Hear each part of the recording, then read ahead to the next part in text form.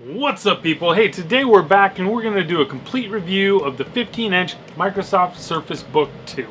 So if you're into the statistics and benchmark data and thermal imaging of the keyboard when the computer's running at peak performance and comparisons between this gen and the previous gen and the 15-inch versus the 13-inch, well, I am sorry to tell you we're not going to do any of that.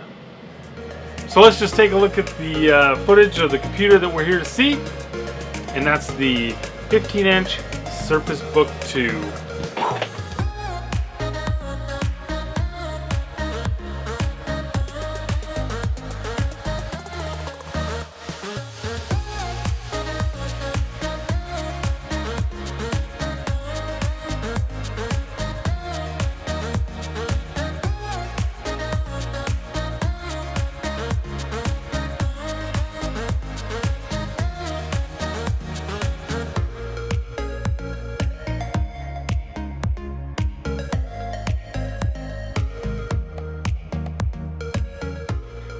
Alright, so there it was. That was some B-roll I shot of the Surface Book 2. And basically what I want to talk to you about in this video today is why I ended up getting the 15-inch Surface Book 2. I wanted to get a computer to replace my aging desktop computer that I built about 5 years ago. And I did my research, I looked at lots of different computers, and I landed on the 15-inch Surface Book 2. Some of the main reasons I did, because, well, number one, one of the biggest reasons, I guess, is I like the Microsoft products. I like the Microsoft ecosystem. I'm not gonna try to sugarcoat it or say I'm unbiased by any means. I do like these. I do like their computers. I've had the original Surface Pro, the Surface Pro 3, and now I'm upgraded to the Surface Book 2. So let's just jump right into it. I got my notes on the tablet portion, so we'll just detach the screen real quick here.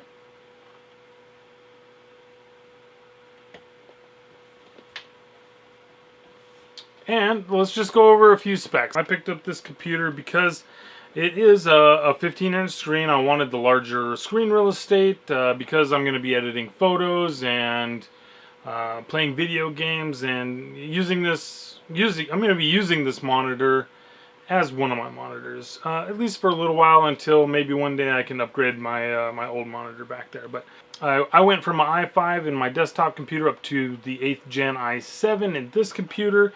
I wanted to make sure I had a 512 gigabyte hard drive, so I have plenty of room to store everything, all my applications, everything like that. I do have an external 4 terabyte drive hooked up back there, and I went with the 15-inch version because it had the larger, more capable graphics card, the GTX 1060 graphics card, and that's up from the 1050 and the 13-inch model. So just a few of the notes here. Some of the pros of the computer that I really enjoy is that it's super portable. It's got the super high res, just beautiful screen. It's a powerful computer, and it's got the built-in receiver for my Xbox controller. I've got the dongle that I've been using in my other computers, but now I don't have to carry that dongle. It's built in, and that's also something that's specific to the 15-inch version versus the 13-inch version. Some of the cons to the computer that I don't like is that it didn't come with a pen. Microsoft doesn't bundle their pen with their devices anymore. They say people don't use them as much, and so they're not justifying it, and they say that they've taken that $100 and put it into the machine instead of bundling the pen. The other thing I discovered is that when I'm playing a video game, and I'm using this monitor over here, if I'm just playing a 1080p resolution, I can't have the cover shut. I can't close the lid of the laptop while I'm playing the game.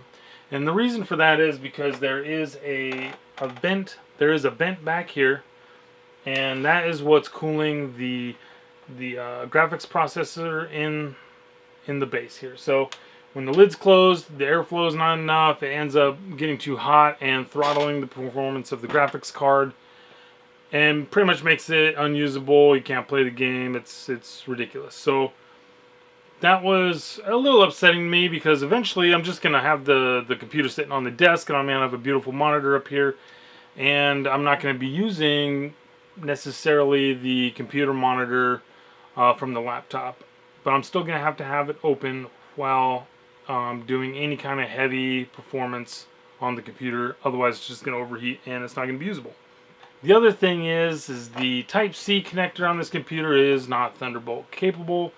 So that means you can't daisy chain monitors together. You can't hook up more than one monitor, I think, at 4K. And that makes it a little lacking. Probably my biggest complaint about the computer is the lack of a docking solution from Microsoft. I'm really kind of hoping they do come out with another dock. They do have a Surface dock right now, but it's underpowered. And I did have a buddy of mine, he's got a Surface dock that I was able to try out, so I didn't have to buy one. And the battery drain on it, on the computer while you're playing a video game or doing any kind of intensive computing on the computer, it just drains it, and it makes it unusable. You can't use that Surface dock. It's just way too underpowered, and it's not going to work. So I'm really got my fingers crossed. I hope Microsoft does the right thing, comes out with a upgraded docking solution for the Surface Book 2, so it can be a workstation, and it's not just a convertible laptop. Okay, so that's just a couple things. A little bit on the peripherals. So I went all in. I got the new Surface Pen. I did pick up the dial. Both of these items are an extra $99 a piece, so they're fairly expensive for what you get. But the Surface Pen, I had to have it. I do love it. I love drawing on the screen. I like to do a little bit of art here. I like to do titles for these videos, and it just comes in really handy to be able to have that pen and do a little art or do some drawing or manipulate photos in Photoshop, that kind of thing. The Surface Dial, I'm not really sure of the value that it adds to the computer. So far, I've toyed with it a little bit. You know, you can turn the volume up and down on the machine. You can scroll web pages. I've used it in Adobe Premiere. You can scrub the timeline. You can zoom in out of the timeline. You can also use it as a jog shuttle, like on your old analog decks for video editing. So it'll jog and play audio and do everything just like your analog video deck, like I said. So that's interesting. I don't know that it's worth it, but jury's still out a little bit on that, because I really haven't had a whole bunch of time to use it and really see if it's going to improve my workflow at all. But it's kind of nice to have, and I'm happy to check it out and try it out. So I've done some gaming on the computer. I've played Forza Horizon 3, No Man's Sky, Minecraft, Cuphead, and that's about it so far. Pretty much all these games have played fantastic. Every game has looked beautiful. It plays fantastic. As long as you got the lid open on the computer, and the graphics card is able to breathe while you're playing. It does sound like a jet taking off, that fan running down there. But if you're playing with some headphones on like I do, you don't hear it, don't notice it, and you don't care. Pretty much all the games play at high-res settings. No Man's Sky, you are playing at 1080p if you're playing at high-res settings. It will play at the almost 4K level, but all the graphics settings are turned down in order to accommodate the more pixels that it's pushing. So I opt to play 1080p. It looks great, and I'm not a super heavy super gamer or anything like that, so I really don't care to be playing at 4K. 1080p is good enough for me. The VR. So if you watched my unboxing video, I'll link it up here.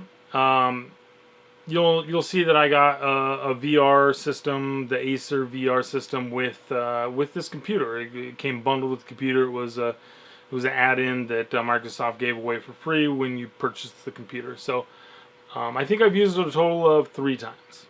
You can see I have a fairly tight area here, And when you get all the cables hooked up and you got wires running everywhere and you can't see what you're doing, you know, I'm stepping on the cats, I'm falling over baby toys on the ground. My son is yanking on the cables while I'm trying to play, you know, while I've got the headset on, trying to do the VR and check it out. So I don't think it's the VR's problem. It's just kind of my space problem. So it's enjoyable. I liked it. It's really quite interesting to get in that VR world and throw a movie up from Netflix on a giant screen in this virtual movie theater and sit down and watch a movie on that screen. And it looks great, sounds great. Put your headphones on, it's fantastic. So for that, it's a lot of fun, and I enjoyed it. And you know, I played that one VR game, like I told you about, the Ghostbusters that came with it. That game is like, I don't know, 5 minutes long, super short. It's a lot of fun. I'm sure things are way better than that. I just don't know a lot about the VR. One thing, I guess, is since I was putting this video together, shooting B-roll, turn the screen around, undocking and docking it a little bit more, I have had some issues with the docking and undocking of the tablet portion of the computer. For some reason, and I don't know if it's because I have things plugged in to it. I have this this dock here, this USB-C dock with the HDMI and an Ethernet and everything plugged in. I haven't done a thorough test to see why I'm having problems with the docking. The tablet undocks and docks fine. The issue is that it doesn't always recognize that it's docked. So maybe the graphics card, when I fire up a game, it doesn't realize that it's docked to the base and it's utilizing this graphics card. And it's a little confusing because the graphics card does show up in the device menu, but it's not utilizing it. So I have to undock and redock the tablet, wait for all the bells and whistles, and then restart the game, and it'll usually work after that. And that's only happened to me a couple times. It doesn't happen a whole bunch. So to sum it all up, I am super happy I purchased this computer. It's doing everything that I want it to do and more. Just please keep in mind this is an impressions video. Just like I said at the top of the video, I'm not doing benchmarks. I'm not running tests. I'm not doing battery tests. I'm not doing any of these things. There's plenty of other videos out there. You guys can watch those videos. I just wanted to give you my general impressions of the computer and what I like and don't like about it. So I hope you found this informative. If you have, subscribe to my channel. I'm gonna, you know, try to do more of these reviews. I got a few more reviews coming out in the future. If you got some tips for me, some things you'd like to see, maybe suggestions on how I can make these videos better, leave me a comment below. That'd be great. I'm all for constructive feedback. And if you liked this video and it was super fantastic, or didn't like this video, it was super terrible, give me a thumbs up, thumbs down. That would be fantastic as well. So thanks for watching, everybody. I'm super excited if you made it to the end of the video with me. And I can't wait to see you guys in the next one. Bye.